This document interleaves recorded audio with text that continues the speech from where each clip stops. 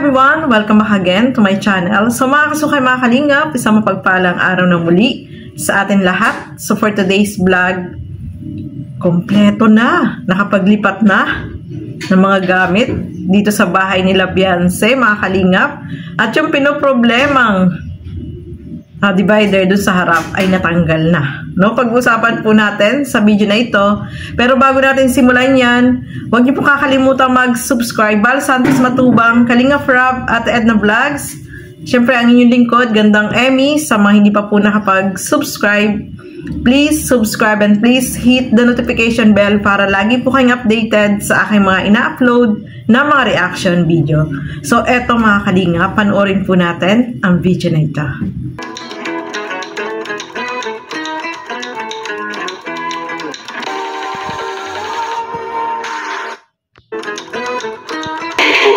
Seminar pa po sila sa Biyernes.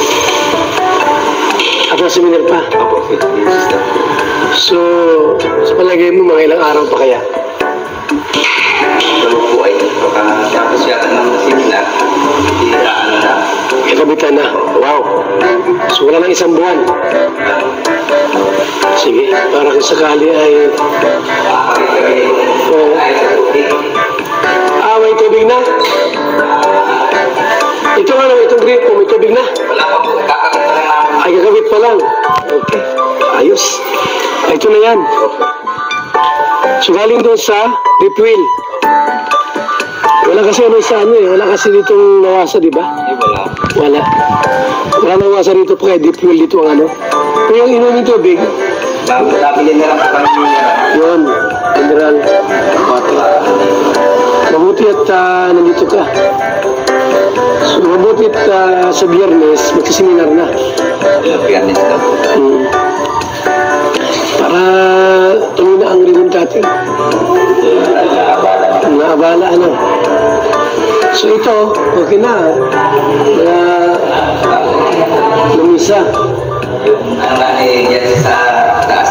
Pinakabit ko kasi po. Yung Lamisa po niya. meron siyang lamisa doon. Ay, grabe. May salamin po po.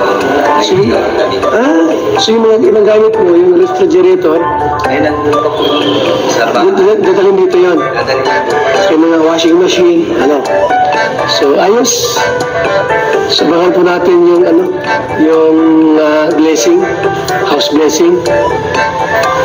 At ganda po, ano, puan. Ay, Priskong Maraya, ay. Grabe. Ganda ng mga gamit na kuya. Barnis. Dating barnis na ito. Dati na po yan. Ganda po mga kaibigan. Kaya talagang ano po ano, napagpalad po nila no, sapagkat dahil po sa Kalingap po sila ng ganitong bahay. Ganda. Nag-eskwela si Beyonce. Nasa dahil po. Nasa ano niya. May So ito po, nakahanda na yung pang ribbon cutting. Hanggang doon sa taas. Nakahanda na po lahat, no? Mga Kalingap, pati lamisa, oh. Yung lamisa po ay gandang naigi, oh.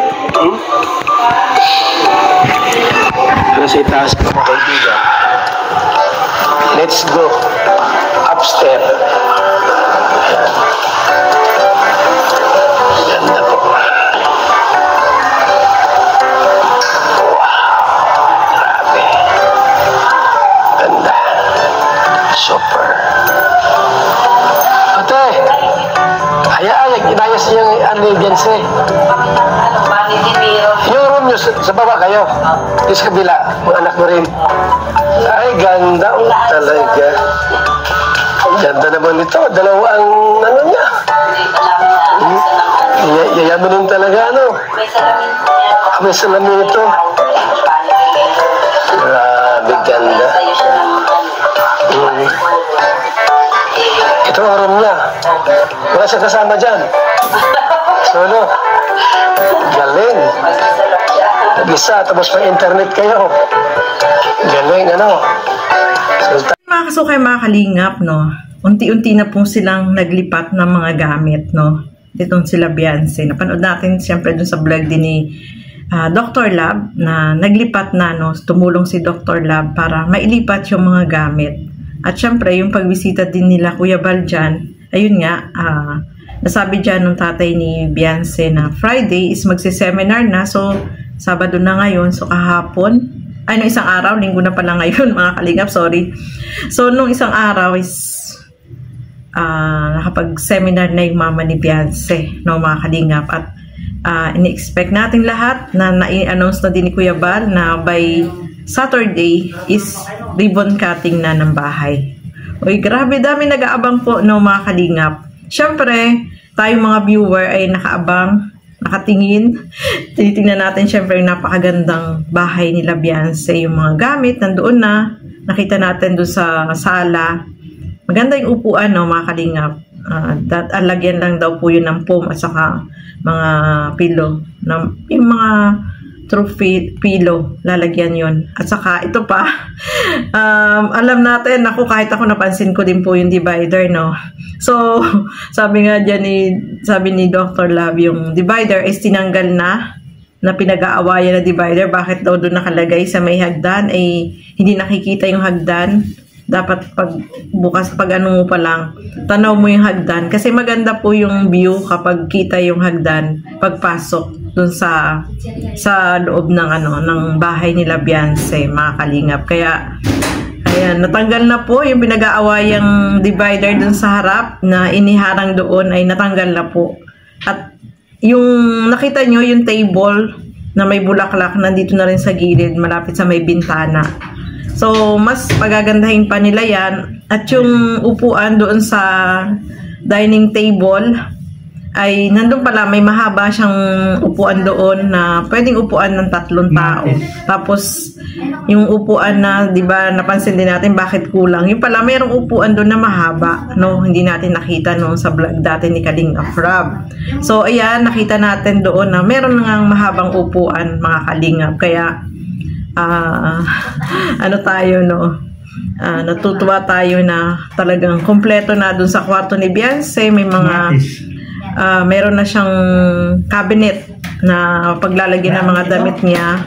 Iba pa, no, syempre marami pa yan na pwedeng ilagay. At yung mga gamit ay unti-unti na po nilang hinahakot, mga kalingap.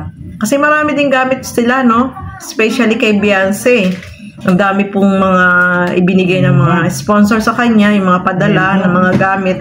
Talagang yung cabinet ni Beyonce for sure, mapupuno po yan ng gamit, mga kalingap. Kaya, maganda yung lagayan, no? Napakaganda ng cabinet. At tamang-tama lang po dito sa mga damit ni Beyonce, mga kalingap.